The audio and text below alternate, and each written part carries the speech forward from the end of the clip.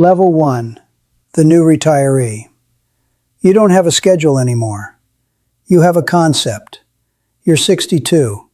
Early retirement. The number your financial advisor called aggressive but achievable. You spent 35 years building toward this. You handed in your badge on a Friday afternoon. Your colleagues threw you a party in the conference room with a sheet cake and a card signed by people whose last names you never learned. You smiled for the photos. You drove home at 3 p.m. on a Tuesday for the first time since 1987. The highway was empty. You didn't know what to do with that. Monday comes. Your body wakes you at 6:14 a.m. the way it has for 3 decades. You lie there. You don't have to get up. You get up anyway. You make coffee. You sit at the kitchen table. The house is very quiet. Your spouse left for work at 7:30. You are alone with 14 hours and no agenda. This is what you worked for. This is what winning looks like. You open your laptop. You check your old work email. Your access was revoked Friday at 5 p.m. You knew this. You check it anyway. The first month is a vacation. The second month starts to feel like something else. You've done the home projects. You've had the long lunches. You've slept past 8 a.m. twice and hated it both times. The identity you thought was just a job turns out to have been load-bearing. When someone at a dinner party asks what you do, you say retired, and they smile and move on, and you feel a specific kind of invisible you weren't prepared for. Your portfolio is $1.4 million. Your financial advisor says you can spend $56,000 a year and not outlive it. You do the math in your head at 2 a.m. more than you would like to admit. Level 2, the first full year. You are 63. You found a rhythm, or something that looks like one from a distance. You wake up without an alarm, and you no longer feel guilty about it. You have a coffee routine. You have a walking route. You have a Tuesday morning with your old colleague Dave where you split a breakfast at the diner you always said you'd go to and never did. Dave is still working. He talks about the office. You listen. You don't miss it exactly. You miss being needed in a way that had a job title attached. You discovered a few things. Golf, which you always assumed you'd love, turns out to be 4 hours of mathematics in the sun, and you've played 11 rounds and broken 100 twice, and both times you felt nothing.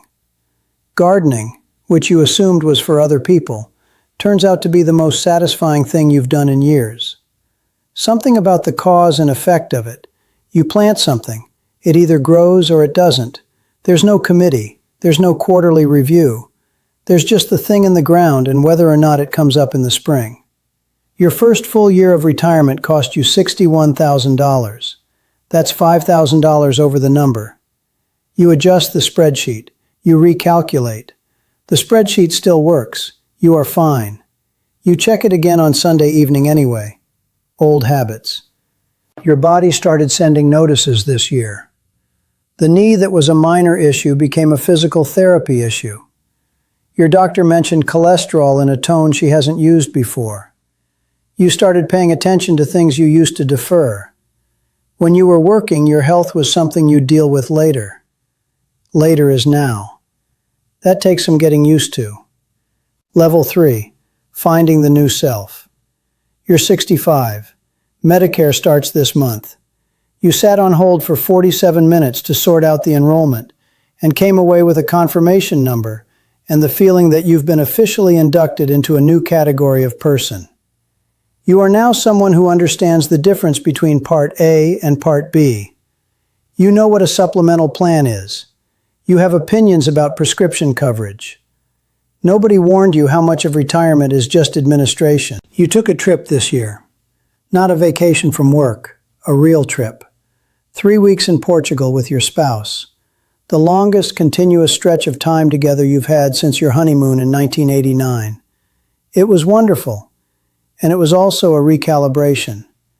You are two people who built a life in parallel, showing up at the same house at the end of long days, and now you share the same 1,800 square feet for 16 hours a day.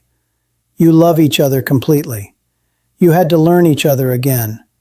There were conversations you'd been delaying for years that had nowhere left to hide. You had them. You're better for it. You started doing something you can only describe as looking for a purpose, with the same energy you used to look for a promotion. A friend volunteers at the Literacy Center on Thursdays. You went once to see if it was for you. You went back. Then you went back the following week. You didn't expect to feel useful in this particular way. You do. Level 4, the settled years. You are 68. This is the version of retirement the brochures were showing you. It took 6 years to get here. The anxiety about the portfolio has quieted. The market went down 18% 2 years ago, and you watched it without the panic you expected, because you had built the cushion your advisor told you to build, and it held. You have Social Security now. $2,240 a month. You delayed until 67 for the higher benefit. It was the right call. The spreadsheet confirmed it. The spreadsheet always has to confirm it. Your days have a texture that you chose rather than one that was assigned to you. Tuesday mornings are still Dave at the diner. Wednesday afternoons are the Literacy Center. You walk 4 miles every morning, not because your doctor told you to, though she did, but because the hour before the neighborhood wakes up is the quietest and most completely yours that you've ever experienced in your life. Your grandchildren are 7 and 4. You watch them on Fridays. Your daughter drops them off at 8:30, and you have 6 hours, and you take them to the park, and you teach the older one to play cards, and you sit on the floor doing puzzles with the younger one, and you are completely, entirely present, in a way you were not able to be when your own children were this age. That is the part nobody put in the brochure either. The second chance at the slow moments. You think about your working years sometimes, the way you think about a country you visited once. Vivid and specific and very far away. Level 5, the long middle. You're 72. This decade is longer than people talk about. Retirement isn't a destination. It turns out to be a country with its own geography, its own seasons, its own forms of weather. You've been living in it for 10 years now. 10 years is longer than most jobs. Your body is the primary negotiation of your life right now. Not dramatically. Not in a way that requires fear. But the knee became a surgery, and the surgery became a recovery, and the recovery became a new baseline. You adjusted. You walk 3 miles now instead of 4. You garden sitting down more than standing. You are the most pragmatic you have ever been about your own physical limitations, and also the most at peace with them. At 40, a limitation felt like a failure. At 72, it's information. You work with the information. Your portfolio is $1.1 million. It's lower than it was and higher than it needs to be. Your advisor, who retired last year and was replaced by someone young enough to be your child, tells you the math still works. You believe her, but you run the numbers yourself anyway. Some habits are structural. Dave had a health scare in March. He's fine, but for 2 weeks in March he wasn't fine, and you drove to the hospital at 11 p.m. on a Tuesday without thinking about it. That's who you are to each other now. You've known him for 31 years. The friendship was mostly proximity and lunch for the first 20. It's become something else in this chapter. Chosen, deliberate, irreplaceable. You started writing things down this year, not a diary, pieces. Stories about the early days, your first apartment, the job you almost didn't take, the way your father shook your hand at your college graduation and didn't say the thing you needed him to say. You don't know who it's for. You keep writing. It might be for you. Level 6, the reckoning. You are 77. Your spouse had a health event. Serious enough that for 3 days in February, you understood clearly that the architecture of your life was built around this person, in a way you had never fully measured until you stood in a hospital corridor at midnight trying to hold all of it together. They are recovered. They are fine. February is still February in your memory. You talk about things now that you used to be able to defer. Where you want to live as things change. What the plan is for the plan. You had the conversation with your daughter, the whole conversation. The one with the documents and the preferences and the what if. You did not want to have it. You had it. You feel lighter. Strange that a conversation about endings would create that. It did. Your home has become specific in its meaning. It's not just a house. It's 30 years of decisions embedded in the walls. The kitchen renovation. The corner where the dog used to sleep. The marks on the door frame where you measured the grandchildren. You think about whether you'd move. You don't move. Not yet. You think about it every few months, and then you walk into the garden and the question answers itself. You are 77, and you are healthy, and you are here, and you try to let that sentence be enough on the days when it wants to be more complicated than it needs to be. Level 7, the elder. There are things you know now that you could not have been told. They had to be lived into. You are 82. Your world is smaller by geography and larger by depth. You don't travel far anymore. You didn't make a formal decision about this. The interest just redistributed. The grandchildren are in their 20s now.